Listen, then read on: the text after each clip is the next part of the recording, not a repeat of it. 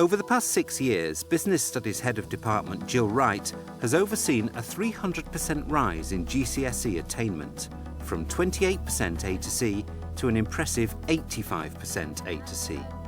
She believes that linking her subject to real-life situations is a big factor in her department's success.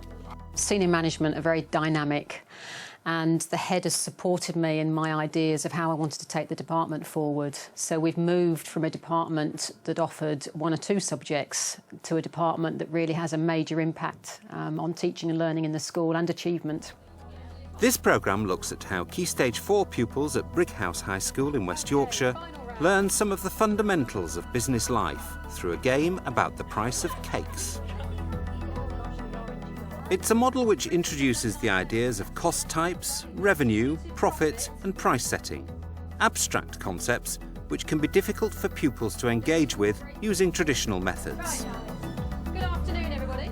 Jill needs only a trip to the supermarket and a competitive game with a tasty prize to turn the theories into practice. It's a model which seems to have proved itself to be highly effective and replicable by other teachers. To help you do this, you can find detailed rules for the game, together with comprehensive lesson plans, on the Teachers TV website. The aim of the game is for students to gain an understanding of how to actually run a business in practical terms, but specifically looking at the financial aspect. So I use the game to introduce the concept of fixed costs and variable costs, how you calculate sales revenue and how profit is calculated. And to gain an outside view on Jill's approach, we've invited 2 experts to observe and comment on today's lesson.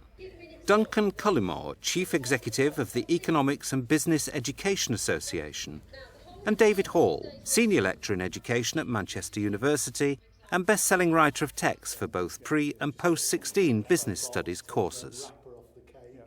What's this? Right, triple chocolate gatto. At the start of the lesson, my main aim really is to grab their attention.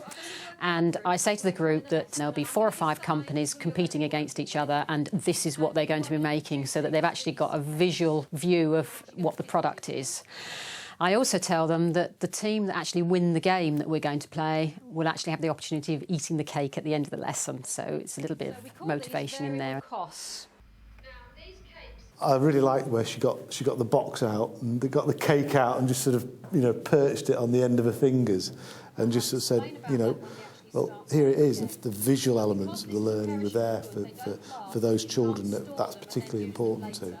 And every crate that you produce actually costs you £1,000. So we've got variable costs and we've got fixed costs. Those are all the costs involved in actually running our business. And that interactive whiteboard constantly there, so to support the pupils, they can, if they're not particularly auditory in that context, they can look up, have a look at it, read it. Those that perhaps are slower processors of information have got it there to have a look at. And again, that fits in with the pace, doesn't it? How are we actually going to total it all up? Well, all we have to do is add all our costs together to get our total costs. So when you start to play the game, this is one of the things you're going to have to do. You've got to calculate and work out your total costs. You get the sense of a teacher who's really got a sense of the kind of language of business, of the terminology, of the concepts that the students need to acquire while they're doing this lesson. She's referring to terminology, but it's very spare, isn't it? There's nothing there that she doesn't need to say. If you charge £3 and you sold 10 items, you're going to make £30. Okay? Is that our profit? They won't have actually come across any of the terminology before, and we will have done very little work on the financial aspects of running a business. And for many students, it's a part of the course that they worry about because, I don't like maths and, I'm not going to be any good at it. So I really think it's a great way of introducing what to some might be a bit of a challenging topic, but introducing it in a fun way.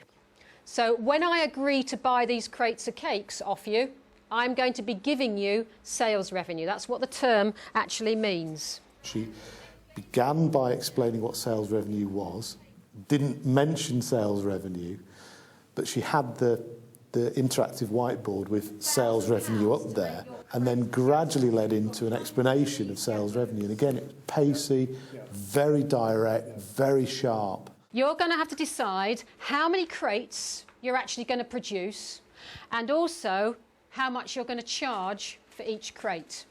Now, I am going to buy a maximum of 8 crates, and you also know that I'm going to buy at least 2.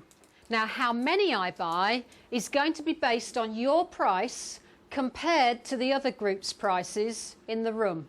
I normally find when I'm explaining the game that the students will sort of look at me a little bit blankly, but actually when the students start to play the game, they very quickly cotton on to how it actually works.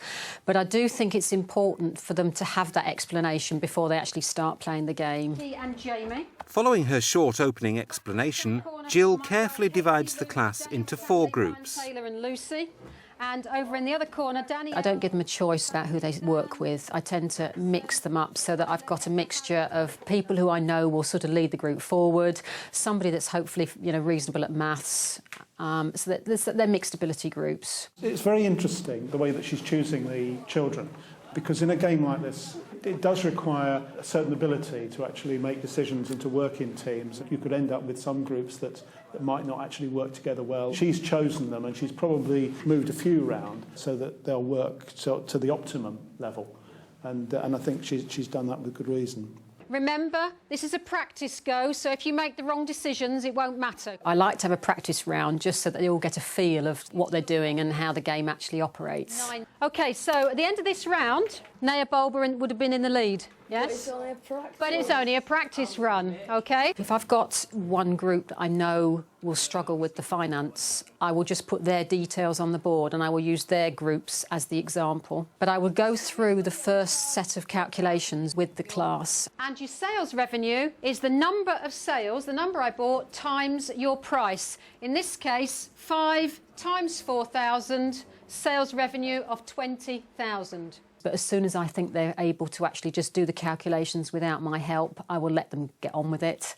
But I will always, at the end of each month, actually do my own calculations for each group, just to make sure that the maths is correct. There is a tendency sometimes to add a few noughts where, you know, they shouldn't be. You've got 2 decisions to make. First of all, you've got to decide how many crates you're going to make. Second thing you've got to decide is the price.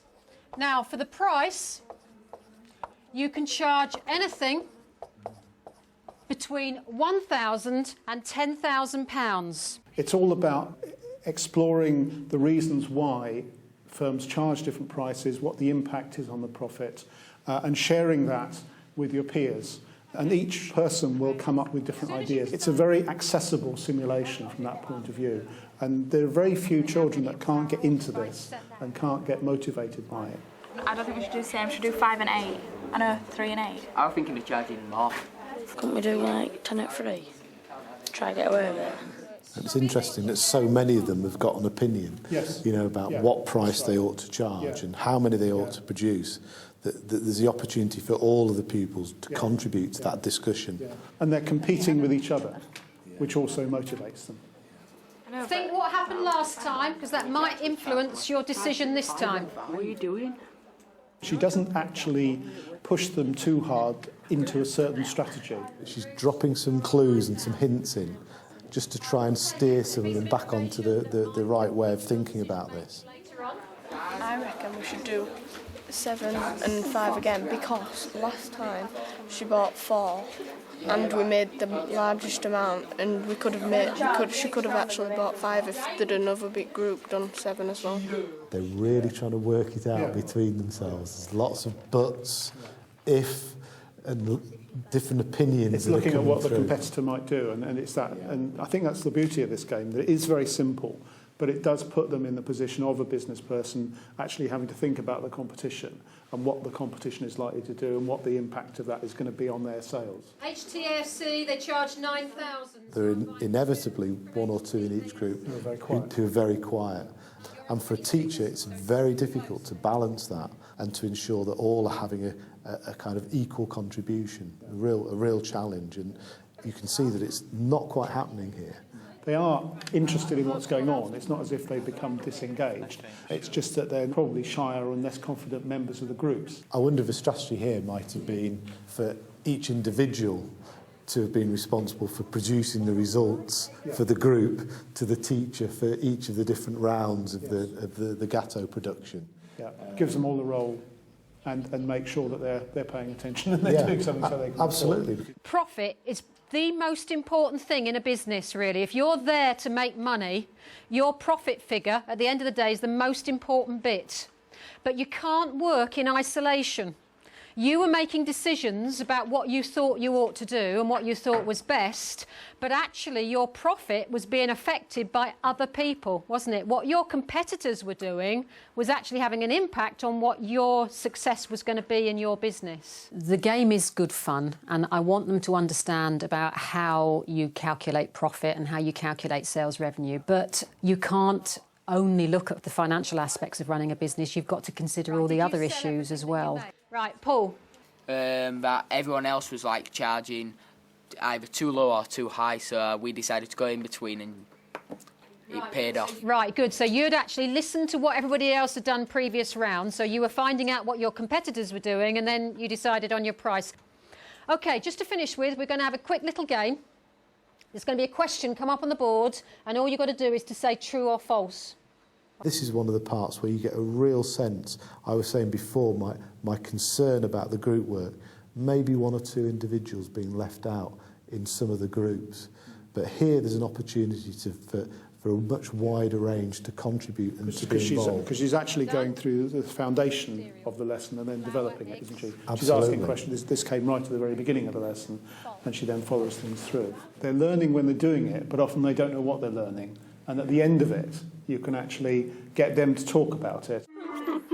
Right, so you went for the chocolate cake for the winning team. Well done, folks. It looks so easy and it looks so attractive, and that's very deceptive. And it is something that children will enjoy doing. But the amount of learning they get from them depends very much on how effectively you organise it. I think Jill's group learnt a huge amount because she was able to bring out those things right at the very beginning. She got them in the groups working well, and also at the end, really importantly, she did that good evaluation. Don't forget, if you'd like to find out more about the cake game, the plans for this lesson and the others in the series it's part of, Jill Wright's step-by-step guide can be found on the Teachers TV website. I think now for when I get older, I run a business, I'll be a lot more sure about money and getting my profits and like what to charge people, the prices and stuff. Well done, all of you. Just do it anyway. It's quite interesting to do something like that, more interactive than just sitting and watching a board all day. We were listening to each other and saying what we thought that other teams would be doing. So we did teamwork and I think it worked out at the end.